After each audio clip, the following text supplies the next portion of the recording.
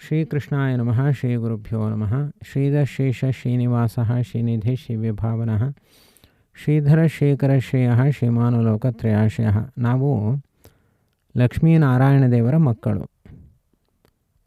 ಯಾವತ್ತೂ ಕೂಡ ತಂದೆ ತಾಯಿನ ನಾವು ಮರಿಬಾರದು.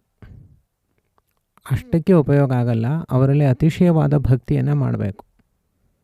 ಯಾಕೆ ಅಂದರೆ ಸಾಕ್ಷಾತ್ ಲಕ್ಷ್ಮೀನಾರಾಯಣ ದೇವರು ಜಗತ್ತಿಗೆ ಒಡೆಯರು. ಇಂಥ ಅನೇಕ ಜಗತ್ತುಗಳನ್ನು ಸೃಷ್ಟಿ ಮಾಡಿ ಸಂಹಾರ ಮಾಡಿ ನಮ್ಮೆಲ್ಲರನ್ನು ಕೂಡ ರಕ್ಷಣೆ ಮಾಡ್ತಾ ಇರುವಂತಹ ತಂದೆ ತಾಯಿಗಳು. ನಿತ್ಯವೂ ನಾವು ನಾರಾಯಣ ದೇವರ ಪಾದದಡಿಯಲ್ಲಿ ತಲೆಯಿಟ್ಟು ಮಲಗಿಕೊಳ್ತೇವೆ. ಲಕ್ಷ್ಮೀದೇವಿ ನಮ್ಮ ತಾಯಿಯಂತೆ ನಮ್ಮನ್ನು ತಟ್ಟಿ ಮಲಗಿಸ್ತಾರೆ. ಹೀಗೆ ನಿರಂತರ ಹಗಲು ರಾತ್ರಿ ಭೇದವಿಲ್ಲದೆ ನಮ್ಮನ್ನು ರಕ್ಷಣೆ ಮಾಡ್ತಾ ಇರುವಂತಹ ಲಕ್ಷ್ಮೀನಾರಾಯಣ ದೇವರ ಸೇವೆಯನ್ನು ಮಾಡೋದರಿಂದ ನಮ್ಮ ಎಲ್ಲ ಕಷ್ಟಗಳು ಕೂಡ ಪರಿಹಾರ ಆಗುತ್ತೆ. ನಮ್ಮ ಮಕ್ಕಳ ಕಷ್ಟವನ್ನು ಪರಿಹಾರ ಮಾಡೋದು ತಂದೆ ತಾಯಿಗಳು ಮಾತ್ರ. ಆದ್ದರಿಂದ ನಾವು ಅಧಿಕ ಮಾಸದಲ್ಲಿ ಲಕ್ಷ್ಮೀನಾರಾಯಣ ದೇವರ, ಶ್ರೀಕರ ನಾರಾಯಣ ದೇವರ ವಿಶೇಷ ಸೇವೆಯನ್ನು ಮಾಡೋಣ. ಅತಿಶಯವಾದ ಭಕ್ತಿಯನ್ನು ಹೊಂದಿ ಚೆನ್ನಾಗಿ ಭಕ್ತಿ ಮಾಡಿ ಅವರನ್ನು ಆರಾಧನೆ ಮಾಡೋಣ. ಹೇಗೆ ಅಂತಂದರೆ, ದಿನಕ್ಕೊಂದು ತೀರ್ಥ, ದಿನಕ್ಕೊಂದು ಕ್ಷೇತ್ರ, ಅಲ್ಲಿ ಹೋಗೋದು, ಅಲ್ಲಿ ಲಕ್ಷ್ಮೀನಾರಾಯಣ ದೇವರ ವಿವಿಧ ಗುಣಗಳನ್ನು ಚಿಂತನೆ ಮಾಡೋದು, ಕೊನೆಯಲ್ಲಿ ನಮ್ಮ ಕಷ್ಟ ಏನಿದೆ ಅದನ್ನು ಹೇಳಿಕೊಳ್ಳೋದು, ಇದನ್ನು ಪರಿಹಾರ ಮಾಡಿ ಅಂತ ಕೇಳೋದು, ಟ್ರಾನ್ಸ್ ಲೆವೆಲ್ಗೆ ಹೋಗೋದು. ಅಲ್ಲಿ ಹೇಗೆ ಧ್ಯಾನ ಮಾಡಬೇಕು, ಧ್ಯಾನ ಅಂದ್ರೇನು, ಅದೆಲ್ಲವನ್ನು ಕೂಡ ನಾವು ಗೈಡ್ ಮಾಡ್ತೀವಿ. ಆ ರೀತಿಯಾಗಿ ನಿತ್ಯವೂ ಟ್ರಾನ್ಸ್ ಲೆವೆಲ್ಗೆ ಹೋಗಿ ಅಲ್ಲಿ ಲಕ್ಷ್ಮೀನಾರಾಯಣ ದೇವರನ್ನು ಭೇಟಿ ಮಾಡಿ ಅವರಲ್ಲಿರುವಂತಹ ಅನೇಕ ಅದ್ಭುತವಾದ ಗುಣಗಳನ್ನು ಚಿಂತನೆ ಮಾಡಿ ಸ್ತೋತ್ರ ಮಾಡಿ ಅಲ್ಲಿ ನಮ್ಮ ಕಷ್ಟಗಳನ್ನು ಕೂಡ ಹೇಳಿಕೊಳ್ಳೋದು. ಅಷ್ಟೇ ಅಲ್ಲದೇ ನಾವು ಈ ಭೂಲೋಕದಲ್ಲಿ ಏನು ತಿಳಿತೀವೋ ಬಿಡ್ತೀವೋ ಗೊತ್ತಿಲ್ಲ, ಭಾಗವತವನ್ನಂತೂ ತಿಳಿಲೇಬೇಕು. ಯಾಕೆ ಅಂದರೆ ಕೃಷ್ಣ ಪರಮಾತ್ಮ ಪರಂಧಾಮನ ಪ್ರವೇಶ ಮಾಡಿದ ಮೇಲೆ ಅವನು ಒಂದು ರೂಪವನ್ನು ಭಾಗವತ ಗ್ರಂಥದಲ್ಲಿ ಉಳಿಸಿ ಹೋಗಿದ್ದೀನಿ ಅಂತ ಅವನೇ ಹೇಳಿದ್ದಾನೆ. ಅದರಿಂದ ಅದು ಸಾಕ್ಷಾತ್ ಕೃಷ್ಣದೇವರ ಪ್ರತಿರೂಪ. ನಮ್ಮ ಜೊತೆ ಮಾತನಾಡುವ ಗ್ರಂಥ ಭಾಗವತ. ಅದನ್ನು ಓದ್ತಾ ಇದ್ದರೆ ನಮಗೆ ಸಹಜವಾಗಿ ಭಕ್ತಿಯ ರಸ ಹುಟ್ಟುತ್ತೆ ಹೃದಯದಲ್ಲಿ. ಅಂಥ ಭಕ್ತಿರಸ ಉದ್ರೇಕಕ್ಕೆ ಕಾರಣವಾದ ಗ್ರಂಥ ಮತ್ತೊಂದಿಲ್ಲ. ಹಾಗಿದ್ದರೆ ಭಾಗವತ ಗ್ರಂಥದ ಮೂಲಕವೂ ಕೂಡ ನಾವು ಲಕ್ಷ್ಮೀನಾರಾಯಣ ದೇವರನ್ನು ಭೇಟಿ ಮಾಡುವುದು, ಅಲ್ಲಿ ಆ ಸುಖವನ್ನು, ಭಕ್ತಿಯ ಸುಖವನ್ನು ಅನುಭವಿಸೋದು.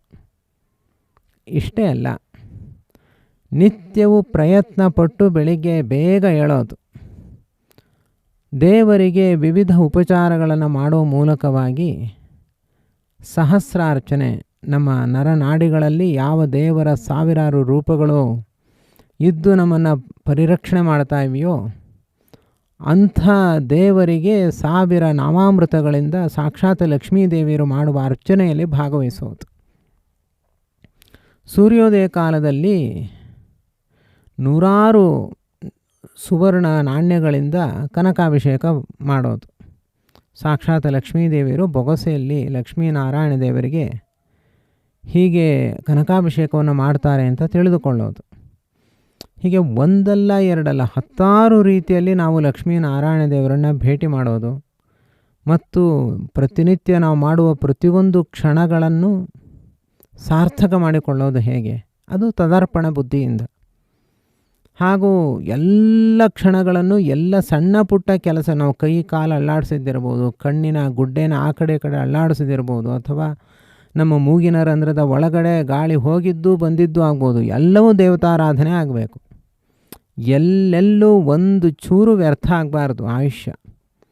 ಹಾಗೆ ಈ 1 ತಿಂಗಳು ಒಂದು ಮಹಾಪ್ರಯತ್ನವನ್ನು ಮಾಡಿ ಇದು ದೇವರ ಸೇವೆ ಮಾಡಬೇಕು ಅಂತ ಒಂದು ಸಂಕಲ್ಪ. ನಾವು ಸಂಕಲ್ಪ ಮಾತ್ರ ಮಾಡಿಸೋದೆಲ್ಲ ದೇವರು. ಅಂತೂ ಹೀಗೊಂದು ಪ್ರಯತ್ನವನ್ನು ಮಾಡಿದ್ರೆ ಖಂಡಿತ ನಾವು ತುಂಬ ಮೇಲ್ಮಟ್ಟಕ್ಕೆ ಹೋಗ್ತೀವಿ. ಈಗ ನಮಗೆ ಬಂದಿರುವಂತಹ ಕಷ್ಟಗಳು, ನಾವು ದೊಡ್ಡ ಪರ್ವತದಲ್ಲಿ ಹತ್ತಿದ ಮೇಲೆ ಕೆಳಗಡೆ ಬಗ್ಗಿ ನೋಡಿದ್ರೆ ಒಂದು ಮುಳ್ಳು ಕಾಣಿಸುತ್ತಾ, ಅಥವಾ ಕಂಡರೂ ಅದ್ರ ಬಗ್ಗೆ ತಲೆ ಕೆಡಿಸ್ಕೊಳ್ತೀವ? ಆ ಲೆವೆಲಿಗೆ ನಾವು ಖಂಡಿತ ಹೋಗ್ತೀವಿ. ಅಂದರೆ ನಮಗೆ ಈಗ ಇರುವಂತಹ ಕಷ್ಟಗಳು, ಕಾರ್ಪಣ್ಯಗಳು ತುಂಬ ಸಣ್ಣದಾಗಿ ಕಾಣಿಸುತ್ತವೆ. ಹಾಗಿದ್ದರೆ ನಾವು ಆ ಲೆವೆಲ್ಗೆ ಹೋಗ್ತೀವ? ಪ್ರಯತ್ನ ಮಾಡೋಣ. ಕೆಲವರು ಹೋಗ್ಬೋದು, ಕೆಲವರು ಪ್ರಯತ್ನದಲ್ಲಿ ಉಳಿಬೋದು, ಅಥವಾ ಮುಂದೊಂದು ದಿನ ಅವರ ಹಂತವನ್ನು ತಲುಪಬಹುದು. ಅದು ಬೇರೆ ಈ ಮಾರ್ಗ ಇಲ್ಲ. ನಾಣ್ಯ ಪಂಥ, ಬೇರೆ ಮಾರ್ಗವೇ ಇಲ್ಲ. ಇದೇ ನಿಜವಾದ ಮಾರ್ಗ. ಇದನ್ನು ಭಕ್ತಿ ಪಂಥ ಅಂತ ನಮ್ಮಲ್ಲಿ ನಂಬಿಕೊಂಡು ಬಂದಿರುವಂತಹ ಪದ್ಧತಿ. ವಿರಕ್ತಿ ಪಂಥ, ಜ್ಞಾನಪಂಥ ಅಂತ ಹೆಚ್ಚು ಪ್ರಸಿದ್ಧಿ ಇಲ್ಲ. ಭಕ್ತಿ ಪಂಥ. ಅದಕ್ಕೆ ವಿರಕ್ತಿ ಹಾಗೂ ಜ್ಞಾನಗಳು ಪೂರಕ ಅಷ್ಟೆ. ನಾವು ಹೆಚ್ಚು ಜ್ಞಾನವನ್ನು ಸಂಪಾದನೆ ಮಾಡುವುದು ಈ ಭಕ್ತಿಗೋಸ್ಕರ. ಭಕ್ತೈಕಲಭ್ಯ ಪುರುಷೋತ್ತಮೋಹಿ. ನಾವು ಅಂದ್ಕೊಂಡಿದ್ದೀವಿ ಗ್ರಹಚಾರಗಳಿಂದ ನಮಗಿಷ್ಟು ಸಮಸ್ಯೆಗಳಾಗಿದೆ ಅಂತ. ಅದೇನೋ ಏನು ಕಥೆನೋ ಎಲ್ಲ ನೋಡೋಣ. 30 ದಿವಸ ನೀವು ನಮ್ಮ ಜೊತೆಗೇ ಇರಿ. ನೀವು ಏನು ಪ್ರಶ್ನೆ ಕೇಳಿದ್ರೂ ನಾವು ವಾಟ್ಸ್ಯಾಪ್ ಮೂಲಕ ಉತ್ತರವನ್ನು ನಿಮಗೆ ಹೇಳ್ತಾ ಹೋಗ್ತೀವಿ. ಪರಸ್ಪರ ನಮ್ಮಲ್ಲಿ ಯಾವ ದಾಕ್ಷಿಣ್ಯವೂ ಇರೋಲ್ಲ, ಯಾವ ನಿರ್ಬಂಧಗಳೂ ಇರೋಲ್ಲ. ಈ ಒಂದು ಅಧಿಕ ಮಾಸದ ಸೇವೆಯಲ್ಲಿ ನೀವು ಪಾಲ್ಗೊಳ್ಳಿ. ನಾವು ಸುಮ್ಮನೆ ಅಲ್ಲಿಂದಿಲ್ಲಿ ಇಲ್ಲಿಂದಲ್ಲಿ ತಿರುಗೋದು, ಓಡಾಡೋದು, ಟೈಮ್ ವೇಸ್ಟ್ ಮಾಡ್ಕೊಳ್ಳೋದು, ಗೊಂದಲ ಮಾಡಿಕೊಂಡು ಕೊನೆಗೆ ಮೈಯೆಲ್ಲ ಬಿಸಿ ಮಾಡಿಕೊಂಡು ಮನೆಯಲ್ಲಿ ಮಲಗಿಕೊಳ್ಳೋಕ್ಕಿಂತ ಒಂದು ಅಂತರಂಗದ